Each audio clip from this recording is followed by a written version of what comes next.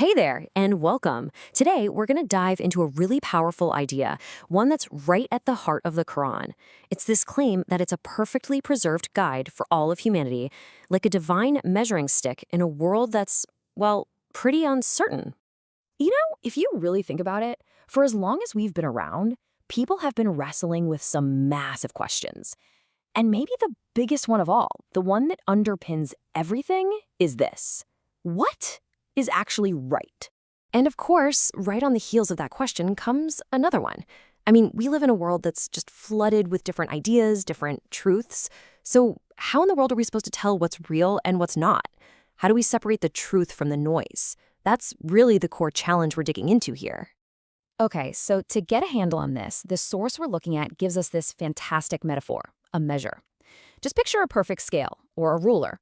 It's our standard, right? It's how we figure out what's true and what's just. But what happens when that measure gets bent or corrupted? Well, it's not just that we get confused. The argument is that humanity itself completely loses its way. All right, so if a broken human measure is the problem, what's the solution? Well, this leads us straight to the central idea.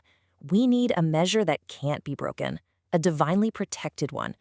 And that divine measure, according to the source, is the noble Quran. So it's presented as something more than just a holy book. It's meant to be that perfect, totally reliable standard, the thing that can finally bring us back to a place of clarity. But you might be thinking, lots of religions have holy books. So what's the big deal here? What makes the Quran different in this view? Well, it all comes down to one absolutely unique claim: its protection.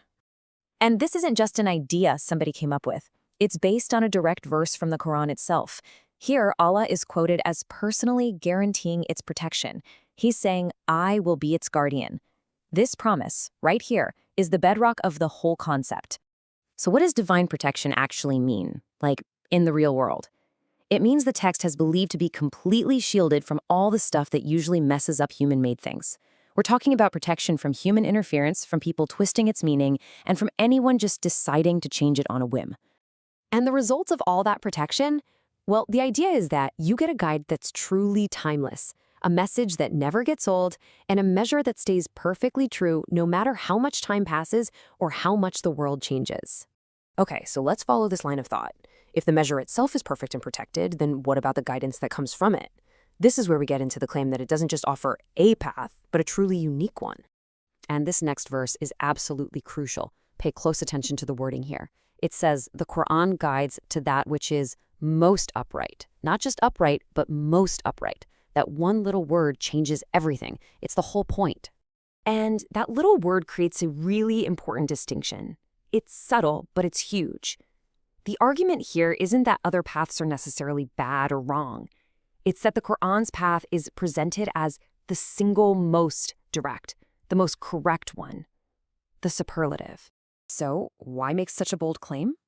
The logic behind it is actually pretty straightforward. Because this guidance didn't come from a human mind. It's not the product of our limited, often flawed thinking. Its source is divine. And that idea is backed up by this really powerful question from the Quran. It's basically asking, doesn't the one who created everything know it best? The logic is, well, if someone created you, they would have the perfect user manual, right? They'd know exactly what guidance you need. Okay, so we've got this idea of a perfect, protected guide. But so what? What's it for? This is where we pivot from talking about what the Quran is to what it's meant to do in our day-to-day lives. And this is a really critical point. The Quran, in this view, was never meant to just sit on a shelf and be recited. It's not a museum piece. It's presented as a practical, hands-on blueprint for how to actually live your life. This next verse introduces another key idea, the straight path. And it's presented as a very clear instruction. It says, this is my straight path, so follow it. And then, just as important, it warns us not to follow all the other side roads because they'll just lead you away. And that warning is really stark. It starts with this incredibly simple, powerful statement.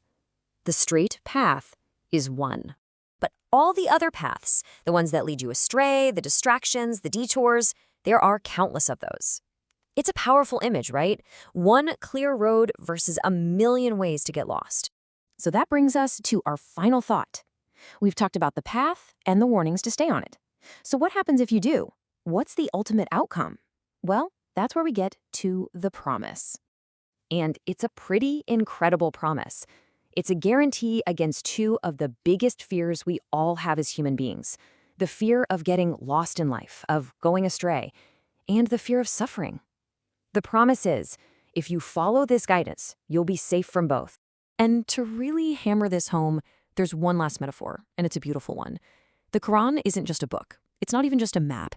It's described as an unbreakable rope, a lifeline stretching down from Allah himself, and all you have to do is hold on to it to be safe. So let's wrap this all up. What's the core message we've seen?